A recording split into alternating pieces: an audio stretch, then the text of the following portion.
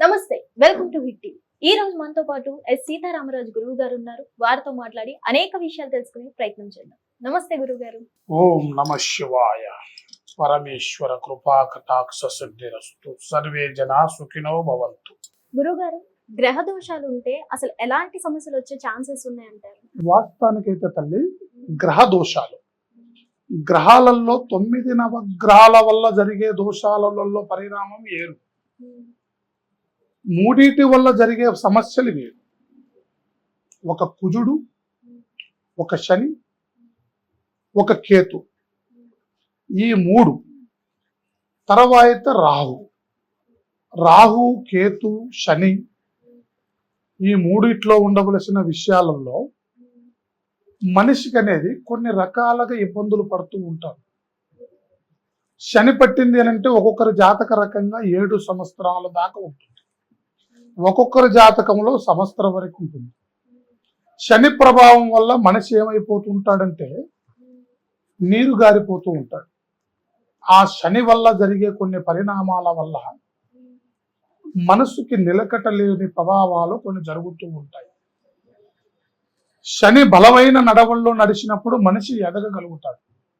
శని మనిషిని పట్టినప్పుడు దానివల్ల మనిషిలో ఉండవలసిన కొన్ని గ్రహస్థితులు మారుతూ, కొంత సమస్యలకు గురవుతూ, మానసికమైన ఒత్తిడికి గురవుతూ, అనుకూలమైన పనులు కాక, డబ్బు పరమైన రాకడ రాక, అనుకూలతమైన బంధనలు జరగక, మనశ్శాంతి లేక ఇబ్బందులు పడుతూ ఉంటాడు.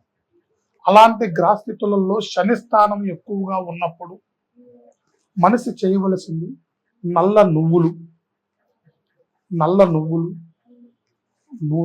నువ్వుల నూనె.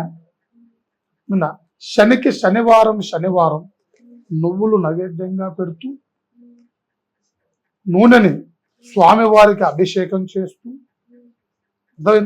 శనివారం చేయటం వల్ల శని ప్రభావితం తగ్గుతుంది. మనిషిలో ఉండవలసిన శని ప్రభావం వల్ల మనిషి నిదానంగా నిలకడగా ఉంటాడు.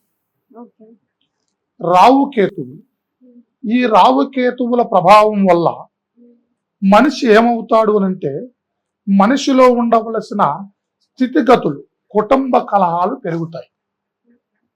కుటుంబంలో ఉండవలసిన సమస్యలు కొన్ని విధాలుగా మనిషిని ఇబ్బందులు చేస్తూ ఉంటాయి. భార్య భర్తల మధ్యలో కలహాలు రావటం, బిడ్డల యందు సమస్యలు పెరగటం, అనుకూలమైన దిశలు నడవకపోవటం, స్థితిగతులు మారటం. అలాంటప్పుడు అలాంటి సమస్యలు పడే మనుషులు ఎవరైనా ఉంటే రావు కేతువుకి నెయ్యితో దీపం ముట్టించటం, అర్థమైంది తల్లి, నల్ల నువ్వులతో అభిషేకం చేయటం. ఇలా దోషుడితోని 3 దోశలతో ఒక్కొక్క విగ్రహానికి రావు కేతువులకి నువ్వులు ఇలా స్వామివారి మీద పోయటం, నెయ్యితో, స్వచ్ఛమైన నెయ్యితో దీపం పెట్టడం. ఇలా చేయటం వల్ల రావు కేతువుల ప్రభావం తగ్గుతుంది. తర్వాత కుజుడు. ఈ కుజ సమస్య వల్ల ఏమవుతుంది అంటే ముఖ్యంగా అనేది కళ్యాణపరమైన సమస్యలు ఎక్కువగా పడుతూ ఉంటారు. పెండ్లి కాక, సంతానం అందక, ఈ కుజుడు అనే దాంట్లోనే కుజ దోషాల వల్ల భార్య భర్తలందు కలహాలు ఉంటాయి. ఆ కుజ దోషం ఉన్న వాళ్ళకి కళ్యాణం అయినా ఇబ్బంది పడుతుంటారు. ఆ కుజ దోషం ఉన్న వాళ్ళకి కళ్యాణం కావటానికి ఇబ్బంది పడుతూ ఉంటారు. కళ్యాణం అయిన వాళ్ళకి సంతానపరమైన దోషాలు జరుగుతుంటాయి. ఏదో ఒక దోష ప్రభావం అనేది ఎక్కువగా చూపిస్తూ ఉంటుందన్నమాట. ఈ గ్రహ దోషాల వల్ల మనుషులు చాలా వరకు కూడా సతమతం అవుతూ ఉంటారు. ఈ దోష ప్రభావాల వల్ల కూడా మనశ్శాంతి కోల్పోయిన వాళ్ళు కూడా చాలా మంది ఉన్నారు. ఇలాంటి దోష సమస్యల పరిహార్థమై కొన్ని మనం తెలుసుకోవాల్సిన విషయాలు ఏంటంటే, ఇలాంటి దోషం మనుషులో ఉందా లేదా, వాటికి గురవుతున్నారా లేదా, వాటికి గురవుతే ఎలాంటి పరిణామాలకి అనుభవిస్తున్నారు, దానికి మార్గం ఉందా లేదా అనేది కూడా మనం చూసి వాళ్ళకి చక్కటి పరిష్కారాన్ని మనం చేయవచ్చు. వాళ్ళకి ఏం చేస్తే బాగుంటుంది, ఏ రోజు ఎలా నడిస్తే బాగుంటుంది, ఏ విధంగా నడిస్తే బాగుంటుంది అనేది కూడా మనం వాళ్ళకి చక్కటి పరిష్కారాన్ని మనం అందించవచ్చు.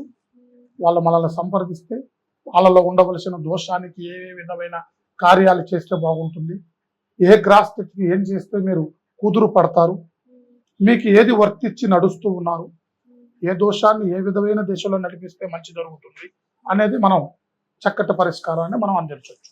గురుగారు, ఈ దోషాలు అనేవి వంశపరంగా కూడా వస్తాయంటారా? దోషం వంశపారంపరమైనది కాదు. వాళ్ళ జాతక చక్రాలను బట్టి, వాళ్ళ పుట్టిన గడియను బట్టి, వాళ్ళ పేరు నక్షత్రాన్ని బట్టి వాళ్ళకు వర్తించే గ్రహ దోషాలు వంశపారంపరంగా రావు. అర్థమైనా తల్లి? వంశపారంపరమైనది గ్రహ దోషం కాదు. దైవ స్థానాల బట్టి వంశపరంగా వస్తాయి.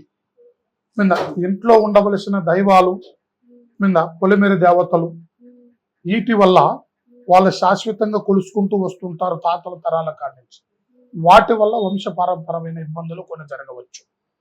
రెండోది, వాళ్ళకు ఉండవలసిన కొన్ని సమస్యలు, నాగదోషం వంశపరంపరంగా కొన్ని వర్తిస్తాయి. కాల సర్పదోషం కొంతమందిని వర్తిస్తూ ఉంటాయి.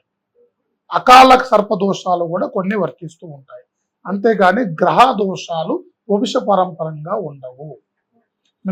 వాళ్ళకు ఉండవలసిన దోషాలు వాళ్ళ పేరులను బట్టి, వాళ్ళ నక్షత్రాన్ని బట్టి, వాళ్ళ జన్మనామాన్ని బట్టి, వాళ్ళకు వచ్చే వయస్సును బట్టి నడిచేదే గ్రహ దోషాలు. గురుగారు, ఇప్పుడు చాలా మంది పుట్టుకతో దోషంతో పుట్టారు అని అంటారు. అలాగే వాళ్ళు దోషం తొలగించుకున్న తర్వాత వేరే దోషాలు మళ్ళీ వాళ్ళకి తగులుతాయంటారా? వాస్తవానికైతే పుట్టుకతో వచ్చే దోషాలు కొన్ని ఇందాక నీకు చెప్పాను. కుజ దోషానికి సంబంధించింది పుట్టుకతో వచ్చే, సర్పదోషం వల్ల పుట్టుకతో కొన్ని వస్తుంటాయి. అర్థమైనా తల్లి? కాల సర్పదోషం అంటారు. అదే కుజదోషం, కాల సర్పదోషం, ఈ రెండు పుట్టుకతో వస్తాయి. వాటికి సంబంధించిన పరిహార్థం జరిగింది అని అనుకో, వాళ్ళ వయసును బట్టి కొన్ని ఒత్తిడి చూపిస్తూ ఉంటాయి. 18 ఏళ్లలో కాల సర్పదోషం ఉన్న వాళ్ళకి 18 ఏళ్లలో బటన్ పడుతుంది. ఈ 18 ఏళ్లలో పడేది ఈ కాల సర్పదోషం, కుజదోషం కళ్యాణం మీద పడుతుంది. పెళ్లి పరమైన దోషం. ఆ దోషం నుంచి నివారణ అయిపోయాడు, పర్వాలేదు, కళ్యాణం జరిగింది, సంతానం మీద కొద్దిగా ఇబ్బంది చూపిస్తుంది. లేదు, అది కూడా దాటారు, సమస్య చాలిపోతుంది.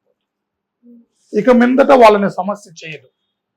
ఈ 3 సార్లలో 18 ఏళ్ల వయసులో, కళ్యాణం అయిన తర్వాత, పిల్లలయ్యండు, ఈ 3 విషయాలలో దాటింది అంటే ఆ గ్రహ దోషాల వల్ల వాళ్ళకి ఇబ్బంది ఉండదు. అర్థమైందా తల్లి? వాళ్ళకి ఆ ఇబ్బంది అనేది వాళ్ళకి శాశ్వతంగా ఉండదు. ఆ 3 కుజదోషం ఎక్కువగా చూపిస్తూ ఉంటుంది, సర్పదోషం ఎక్కువగా చూపిస్తూ ఉంటుంది. అవి దాటిన తర్వాత అలాంటి సమస్య అన్నమాట వాళ్ళకు ఉండదు. ధన్యవాదాలు. శుభం భూయా.